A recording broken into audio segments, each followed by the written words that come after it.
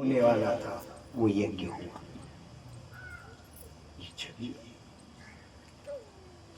कर्म अगर किया है, कर्म का फल तो भगवान को भी भोगना पड़ा। जब इधर उन्होंने किन्नरों को उत्पन्न किया, इधर भगवान विष्णु हंसे। और कहा जाता है, भोलेनाथ ने कहा कि 3 प्राणी के ऊपर कभी हंसी नहीं करनी चाहिए। एक तो गरीब के ऊपर कभी हंसी नहीं करनी चाहिए, एक कोई बीमार हो उसके ऊपर हंसी नहीं करनी चाहिए, एक जो अंग से टेढ़ा हो उसके ऊपर भी कभी हंसी नहीं करनी चाहिए। इधर भगवान ने हंसी करी, तभी भगवान भोलेनाथ ने कहा, अरे विष्णु, तुमने हंसी करी इन किन्नरों के ऊपर, इसलिए हम तुम्हें श्राप देते हैं। एक दिन के लिए, चाहे एक रात के लिए तुमको किन्नर बनना पड़ेगा। ये हमारा श्राप। इसलिए कभी भी मान लिया जाए दुख आ जाए तो दुखी नहीं होना। ये विचार नहीं करना कि ये भगवान की हम भक्ति कर रहे हैं इसलिए ये भगवान हमको दुख दे रहे हैं। नहीं, भगवान कभी दुख नहीं देते हैं। इधर जब भी ऐसा समय आए, चाहे आप कुछ नहीं जानो, तभी भगवान भोलेनाथ के वहां चले जाना, एक ही आवाज लगाना, आशुतोष तुम ओ डरदानी।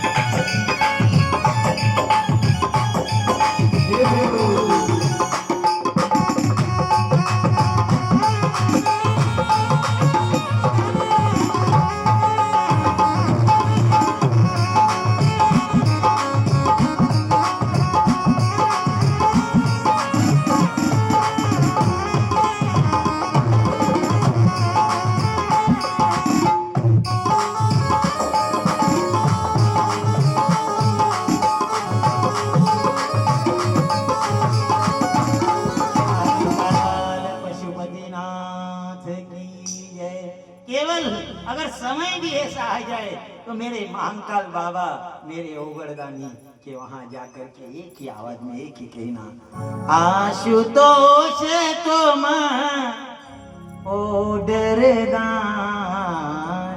आप दानी हो, आप देने वाले हो, कभी अपने पास नहीं रखते हो। आरत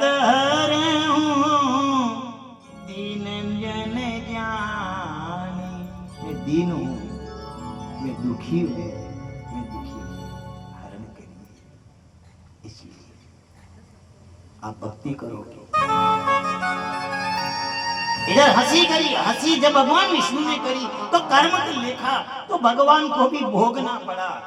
भगवान को श्राप हो गया था। साक्षात भोलेनाथ ने कहा ये किन्नर है, इनके ऊपर हंसना गलत है, हंसना नहीं चाहिए। इसलिए कभी भी गरीब को देखकर भी कभी नहीं हंसना। न जाने जो गरीबी उससे मिलने के लिए आई, वो गरीबी कभी हमारे घर मिलने के लिए आ जाए। एक बात हो रही है, आप खूब पैसे वाले रहो, कोई बात नहीं। आपके पास कितना भी पैसा हो, भगवान से हम यही प्रार्थना करें, खूब पैसा हो आपके पास, अति पैसा हो, आप अति पैसे वाले रहो। पर एक ध्यान रखना, एक ध्यान रखना, अति अगर पैसा भी अगर आपके पास आ जाए तो ज्यादा नहीं, आप 6 दिन पकवान बना करके पावन करना। पर एक दिन जो आता है 7वां दिन, एक दिन, उन 7 दिनों में से एक दिन एक पत्थर के ऊपर मिर्ची की चटनी बना लेना, चटनी बना करके और वो रोटी के ऊपर रख करके एक दिन ऐसा है। 6 दिन आप पकवान जिमो, लेकिन एक दिन वो जिमते रहना।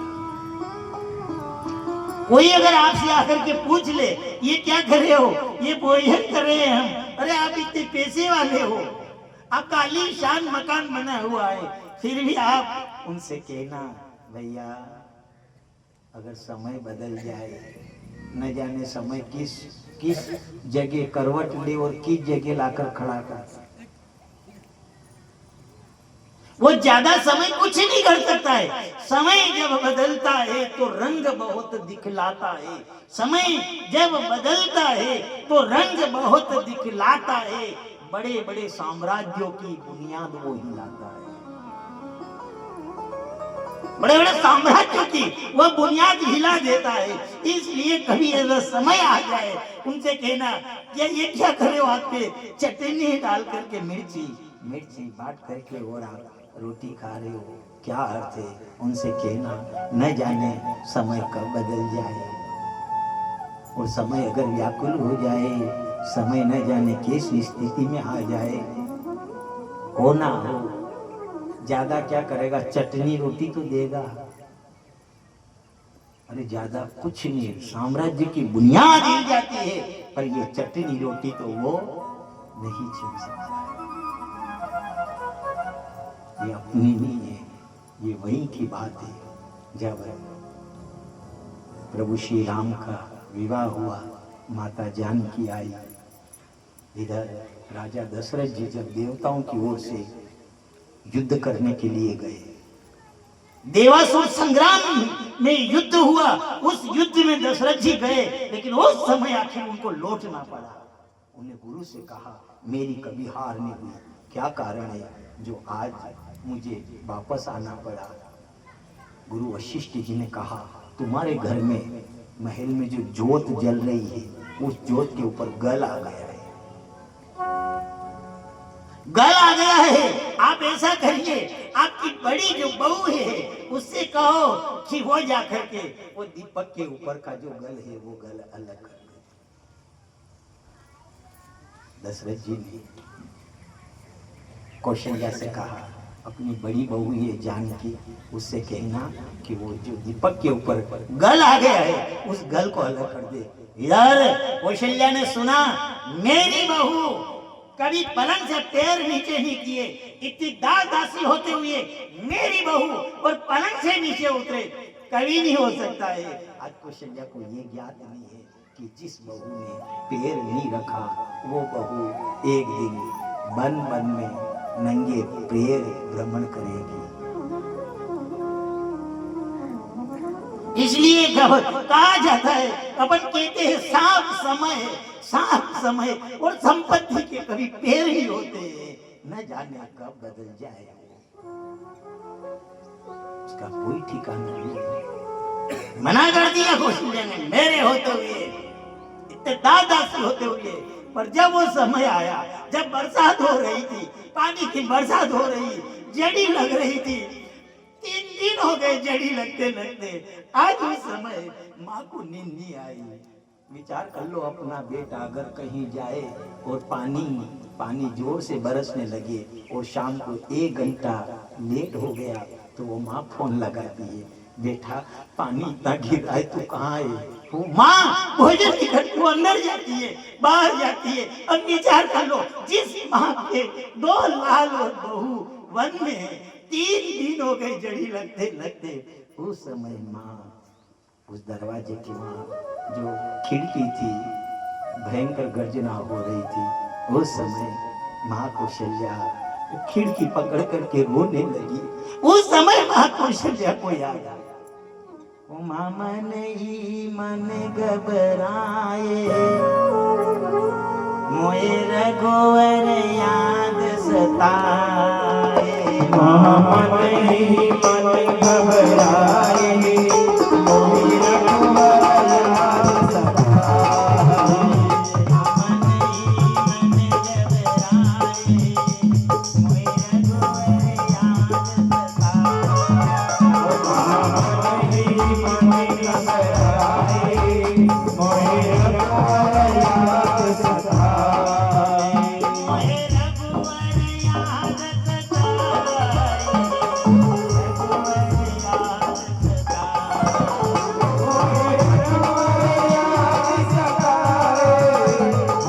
रघुवर याद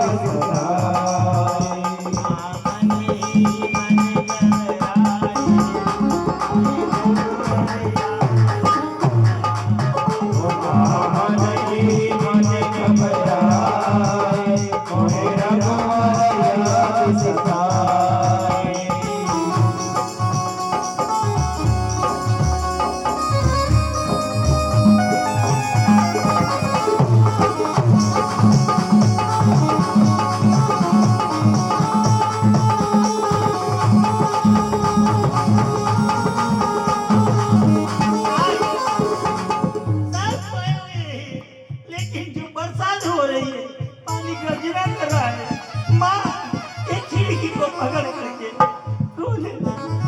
आँख में आंसू आ गए। एक विचार करना, इसलिए कहते हैं समय का कोई ठिकाना नहीं है, समय कब बदल जाए।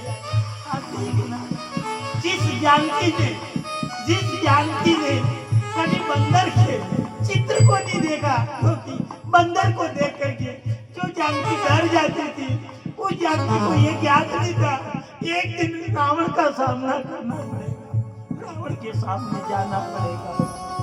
इसलिए कभी समय की कोई गति मालूम नहीं होती। जिसने कभी सिंहासन से पलंग से पैर नीचे नहीं किया, वो जानकी ने 14 साल तक दर्द की ठोकर खाना पड़ा। माँ रो रही है, व्याकुल हो गई। माँ मन ही मन घबराए, मोए रघुवर याद सताए, मन ही मन घबराए, मोए रघुवर याद सताए।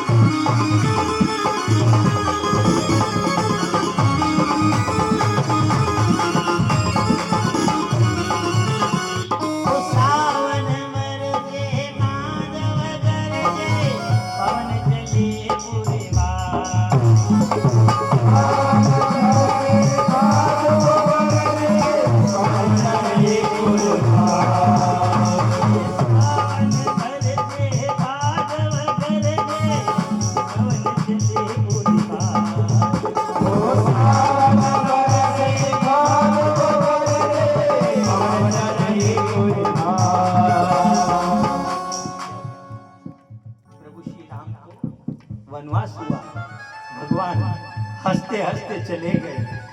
कभी भगवान के चेहरे पर उदासी नहीं आई। जब भगवान अयोध्या से निकले हंसते हंसते चले गए, मुस्कुराते हुए गए।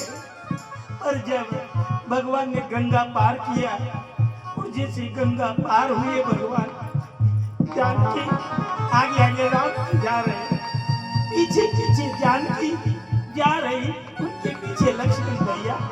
थोड़ी दूर गई माता जानकी कभी चली नहीं, थोड़ी सी गई और माता जानकी के माथे पर पसीने की बूंदे आ गई। उस समय माता जानकी ने राम से कहा, कितनी दूर जाकर आप कुटिया बनाओगे? उस समय जानकी को देखा, राम की आंख भर आई। अभी तो कहाँ 14 वर्ष है। थोड़ी जाने पर जानकी घबरा गई।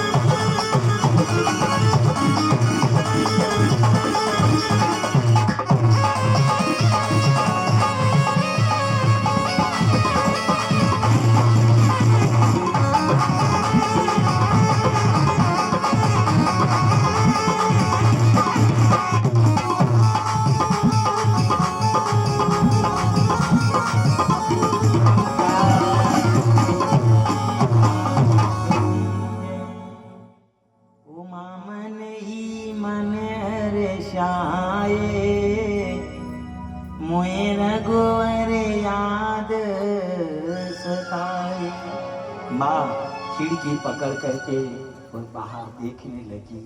माँ ने देखा मैं तो महलों में निवास कर रही हूँ, न जाने इस समय मेरा राम, मेरा लखन, मेरी जानकी किस हाल में होगी। एक विचार करना, राम का वनवास हुआ, राम कभी उदास नहीं हुए। वो 14 वर्ष के लिए हंसते हंसते अयोध्या से निकल गए। लेकिन राम की आंख भर आई कब जब गंगा पार केवट ने किया। थोड़े आगे गए और जानकी ने कहा, हे मेरे करुणा निधान, आप कुटिया कब बनाओगी? और जब ये वाणी सुनी, जानकी की ओर देखा, जानकी के माथे पर पसीने की बूंदें देख करके राम की आंख भर आई। इसलिए ध्यान रखना, जिसने कभी बंदर के चित्र को नहीं देखा है, बंदर के चित्र को देखकर जो जानकी डर जाती थी, जानकी को ये मालूम नहीं था कि समय ऐसा करवट लेगा कि रावण जैसे 10 माथे वाले को देखना पड़ेगा, पाला पड़ेगा। इसलिए भगवान से प्रार्थना कर, खूब पैसा रहे, खूब रहे, कोई बात नहीं है, पर 7 दिन में आप पकवान बना करके खाना, लेकिन 6 दिन तक पकवान बना करके खाना, लेकिन 6 दिनों में एक दिन मिर्ची बांट करके रोटी के ऊपर लेकर के खाते रहना, जिससे वो दिन याद रहेगा कि न जाने समय कब करवट ले और समय की करवट जानी नहीं जाए। किस दिन में ज्यादा समय करेगा तो क्या करेगा, चटनी रोटी तो खाने देगा। इसलिए क्योंकि जो नसीब में लिखा है वो भोगना पड़ता है।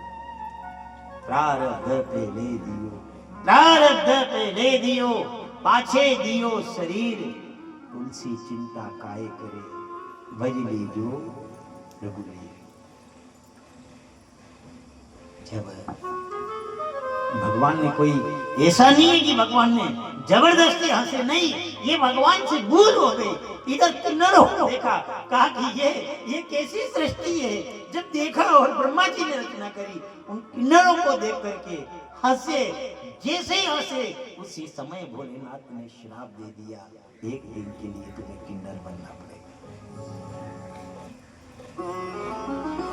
और जब वो समय आया महाभारत के युद्ध का, तो देवी को बलि चढ़ाना पड़े, चंडी को बलि देना पड़े, तब जाकर के युद्ध हो।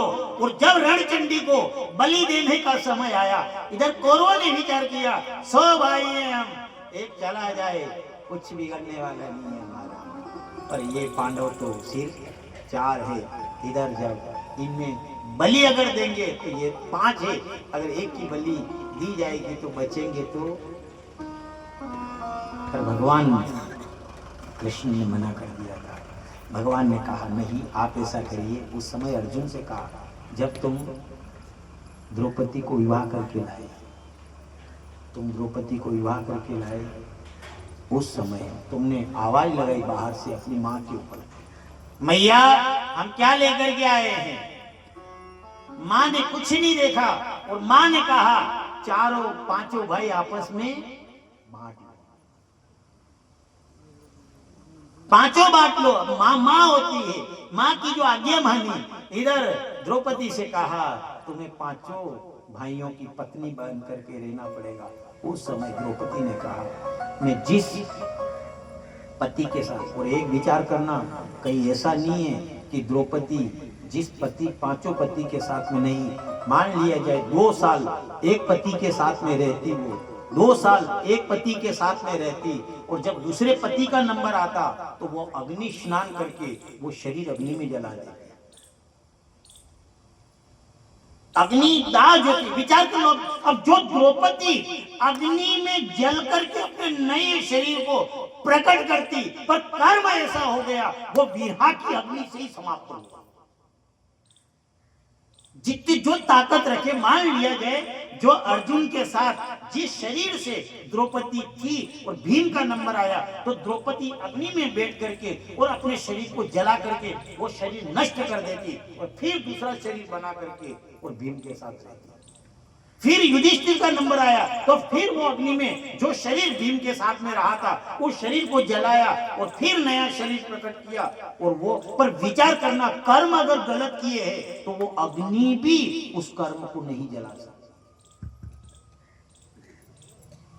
एक कर्म गलत हो गए थे द्रौपदी से। जब वो दुर्योधन आया, मान लिया उसका कर्म उसके साथ में था, पर जब वो आया, जल जहां था वहां थल, और जहां थल था वहां जल नजर आया। जब ऐसी स्थिति नजर आई और जैसे दुर्योधन गिरा तो गिरते ही जो शब्द नहीं कहना था वो शब्द द्रौपदी ने कहा, अंधे की औलाद,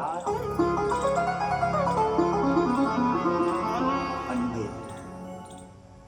और उसे विरहा की अग्नि में भोगना पड़ा। इसलिए ध्यान रखना, अगर गलत कर्म जो किए हैं, गलत कर्म अगर किए हैं तो निश्चित है कि गलत कर्म का भोग भगवान विष्णु को भोगना पड़ा। कर्म का फल द्रौपदी को अग्नि, उसके कर्म को तो अग्नि में स्नान करती, चाहता तो वो भी जल जाता, लेकिन उसका कर्म गलत था, इसलिए उस कर्म को अग्नि भी नहीं जला सकी। और आखिर में विरहा की अग्नि, जब वो दुशासन ने चीर खींचा, व्याकुल हो गई, सबसे प्रार्थना करने लगी, उस समय कहा क्या पाप था। उन्होंने मान लिया दुर्योधन को कहने का हक रखे, भाभी थी, वो देवर था, पर बड़ों की मर्यादा रखना पड़ा।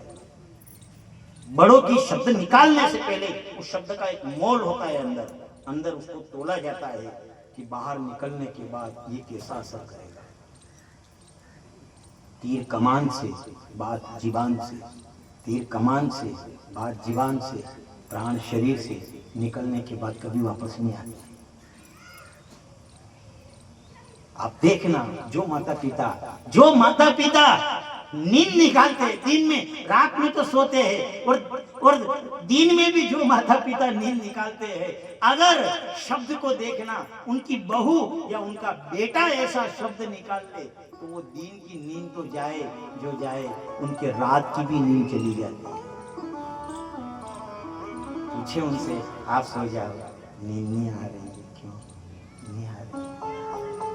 कभी इधर करवट लेंगे, कभी उधर करवट लेंगे, कभी इधर कभी उधर। पूछिए, अरे आप तो दिन में सोने वाले थे, फिर रात में क्यों जाग रहे हो? वो कह दिया, आज मेरे बेटे ने ऐसा शब्द कह दिया। और विचार करना, जब तलवार की चोट लगती है तो खून निकल आता है, तलवार की चोट लगती है तो रक्त निकलता है, शरीर पे चोट लगती है खून निकलता है, और दिल पे अगर चोट लगती है तो आंसू निकलते हैं।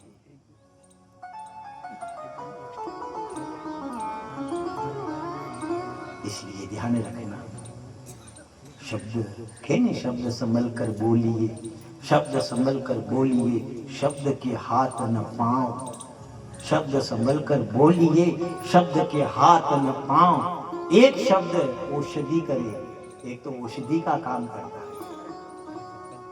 मान लिया कोई बीमार है, आप चले जाओ, क्या हो रहा है? अरे साहब, अरे क्यों चिंता करते हो, हम बैठे हैं। अब वो क्या करेगा? नहीं, जैसे वो जाता है उसको एक बल मिल जाता है। एक शब्द औषधि करे, एक करे ये गाओ। इसलिए शब्द का ध्यान रखना, शब्द संभल करके। कोई ऐसा नहीं हो कि बड़े जो हमारे घर में जो पूजनीय है, कोई ऐसा शब्द कह दो जिससे कि उनकी आंख,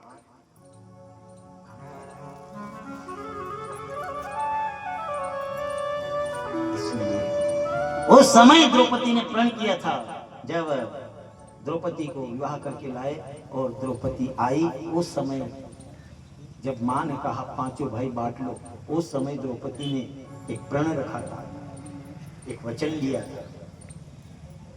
वो वचन ये लिया था कि मैं जिस पति के साथ में जिस कक्ष के अंदर रहूं, जब तक मैं, मान लिया साल 2 साल 5 साल, एक नियम बनाया उन्होंने कि इतने साल में एक पति के साथ रहूंगी। उन्होंने कहा जिस समय मैं जिस पति के साथ में हूँ, चाहे 2 साल के लिए जिस पति के साथ में मैं हूँ और जिस कक्ष में मैं निवास करती हूँ, 2 साल तक कोई दूसरा उसके अंदर पैर नहीं रखेगा, और अगर पैर रखा तो उसे 5 साल के लिए वन को जाना पड़ेगा। इधर भीम के साथ द्रौपदी थी और गांडी धनुष और बाण उसी के अंदर पड़े हुए थे। एक दिन किसी ब्राह्मण की गाय को किसी शेर ने पकड़ लिया। वो ब्राह्मण व्याकुल होकर के अर्जुन के पास आया। जैसे अर्जुन के पास आया, रक्षा करो, मेरी गाय को शेर ने पकड़ लिया, मेरी गाय को शेर ने पकड़ लिया, बचाओ आप। इधर अर्जुन दौड़ता हुआ जो उस कक्ष के अंदर, क्योंकि वो गांडी धनुष और बाण अंदर पड़े हुए थे, तर्कस को लेकर के और बाण को धनुष को लेकर के जैसे आया, उसने उस बाण चला करके शेर का वध कर दिया, उस गाय की रक्षा करी। पर उस द्रौपदी ने कहा 5 साल के लिए आपको वनवास जाना पड़ेगा। और जब अर्जुन वन को गया, अर्जुन को वनवास हुआ, जब वन में गया अर्जुन, उस समय एक नागों की जो कन्या थी जिसका नाम था उलूपी, उस कन्या के साथ उनका विवाह हुआ, जिसके जो बेटा हुआ उस बेटे का नाम आया अरावन। अरावन नाम आया। इधर उन्होंने जब बलि देने का समय आया, भगवान कृष्ण ने कहा हे अर्जुन, तुम 5 की बलि दी जाएगी, तुम अपने बेटे अरावन को बुलाओ। अरावन को बुलाया। अरावन ने कहा कि हम युद्ध करेंगे, मैं आपकी ओर से युद्ध करूंगा। जब इस प्रकार उन्होंने युद्ध करने के हेतु कहा, इधर अर्जुन ने कहा तुम्हें युद्ध करने के लिए नहीं बुलाया, तुम्हें इसलिए बुलाया कि तुम्हारी बलि दी जाएगी। इधर उस अरावन ने कहा मेरी बलि दोगे कोई बात नहीं, पर मैं कुंवारा नहीं मरना चाहता हूं, क्योंकि जो कुंवारा मरता है वो आहूत की गिनती में आता है। चाहे मेरी कल बलि दी जाए, पर आज मेरा विवाह होना चाहिए। अब विचार करो, जिसकी मृत्यु निकट हो उसके साथ शादी कौन करे? कौन कन्या है या कौन पिता है जो अपनी बेटी की जिंदगी बर्बाद करेंगे? अब कौन विवाह करे? क्योंकि उन्होंने कहा, अर्जुन से कहा, वो आहुत की गिनती में आता है। और ये इस प्रकार में मरना नहीं चाहता। तभी भगवान कृष्ण को याद आ गया। भगवान ने कहा, मुझे